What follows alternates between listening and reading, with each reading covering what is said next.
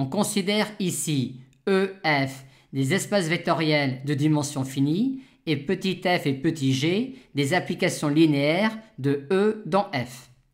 Et on nous demande alors de montrer que rang de G est inférieur ou égal à rang de F si et seulement si on peut trouver un automorphisme H de grand F et un endomorphisme K de E tel que H rang G égale F rang K.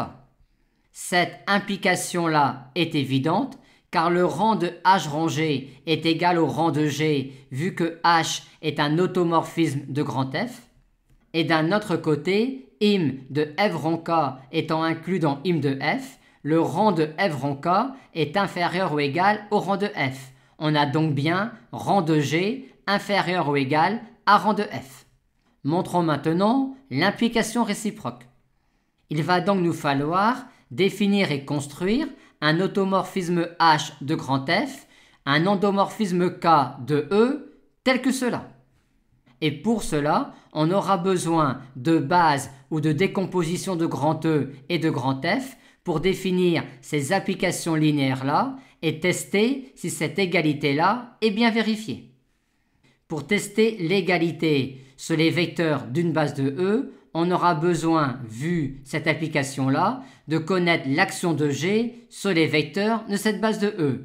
On va donc considérer cette décomposition classique-là de E à partir du noyau de G. Et on rappelle alors que G induit un isomorphisme de H sur im de G. Mais il faudra également définir l'action de K sur les vecteurs d'une base de E adaptée à cette décomposition-là, et il faudra alors que les images soient sympathiques pour petit f. Pour donner l'image de K sur les vecteurs d'une base de E adaptée à cette décomposition-là, on aura donc sûrement besoin de cette décomposition-là de E à partir du noyau de F. Et on rappelle encore que petit f induit alors un isomorphisme de K sur im de F.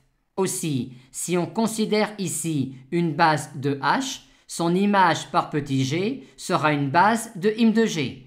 Et de même ici.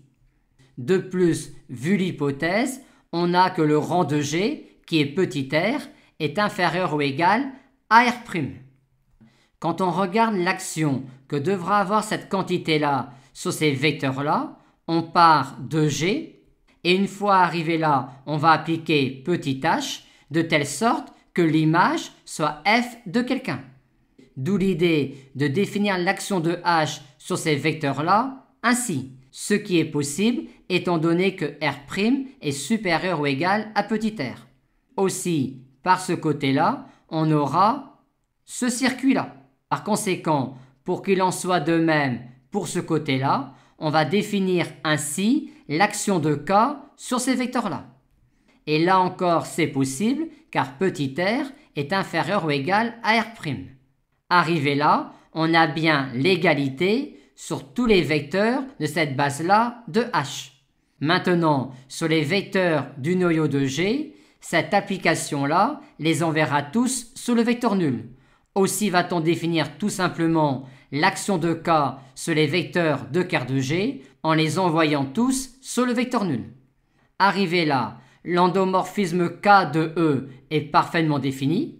H n'est pas encore complètement défini, mais quelle que soit la façon dont on complétera l'action de H, on peut déjà dire que l'on aura égalité ici, vu que cette application linéaire-là et celle-là ont déjà même action sur les vecteurs de cette base-là de H et sur les vecteurs de quart de G.